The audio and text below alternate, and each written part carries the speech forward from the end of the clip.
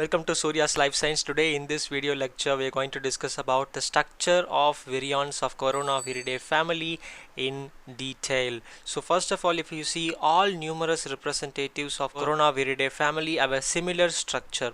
Coronavirus is a spherical enveloped virus. So what is an envelope? An envelope is nothing but a lipid bilayer covering the structures of the virus. It is obtained from the host cell when the coronavirus is produced inside the host cell, and when it comes out through the exocytosis process gets its own envelope. The shape of the capsid symmetry in coronaviruses is icosahedral. The diameter varies from 80 to 160 nanometers. So what is an icosahedral shape? So if you see, this is an example of an icosahedral shape present inside the coronaviruses of Coronaviridae family. And next, if you see a capsid with a positive sense RNA, single stranded RNA, forms a nucleocapsid. What is a positive sense single stranded RNA? We have already discussed this in the previous video. This positive sense RNA is nothing but an mRNA which can directly utilize the ribosomes of the host cells to produce the required amount of structural and non-structural proteins for the virions. And next, if you see, the coronavirus capsid is surrounded by a supercapsid which is also called as an envelope. The supercapsid contains a bilipid membrane from the host cell. We have already discussed about this. And on the surface of the supercapsid there are spike proteins which are called as receptors. These receptors interact with the receptors on the cell membranes and thereby leading to the endocytosis of the coronaviruses into the host cell.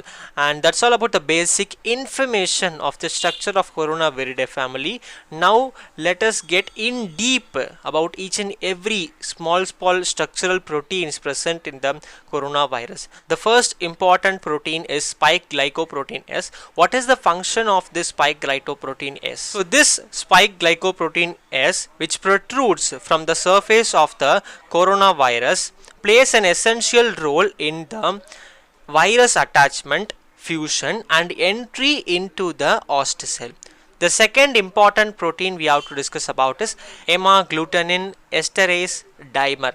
So what is its function? Hemagglutinin esterase is a glycoprotein that certain enveloped viruses possess, and it's used as an evading mechanism. It also helps in the attachment and destruction of sialic acid receptors that are found on the host cell surfaces, and the other viruses which possess this hemagglutinin esterase dimer are influenza C viruses, toroviruses, etc, etc. So that's all about hemagglutinin.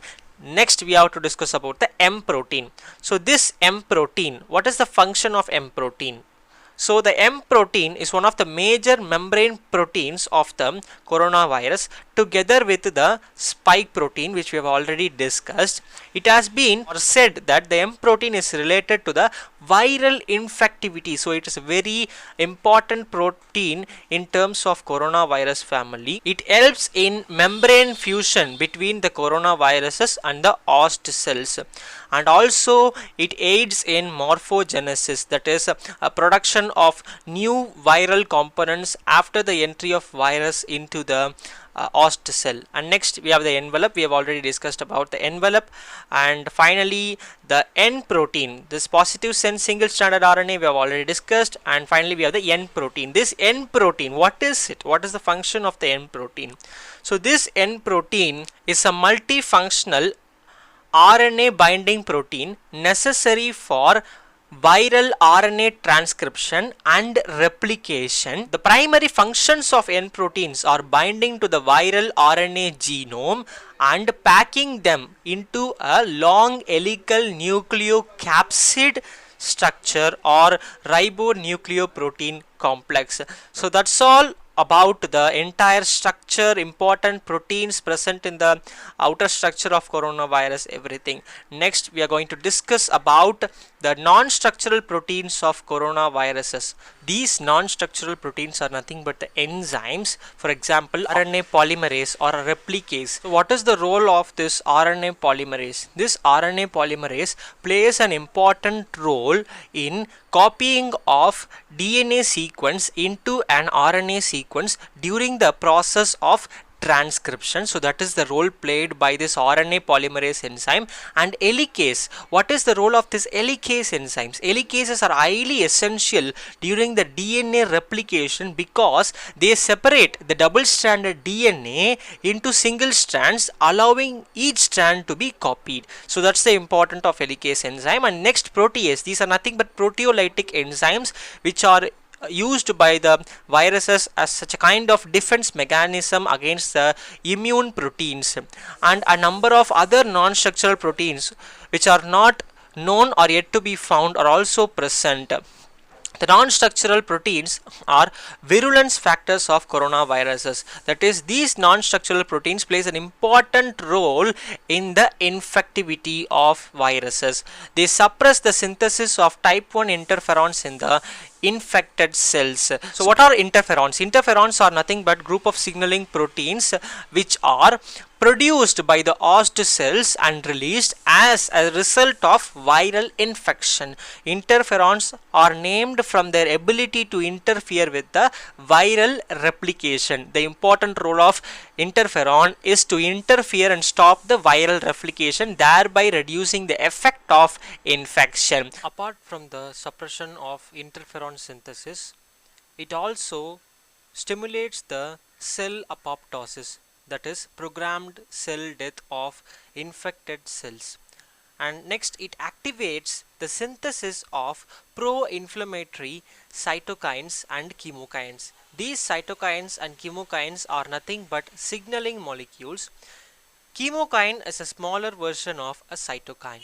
And finally, it causes disorders in the coagulation system and fibrinolysis in the lungs.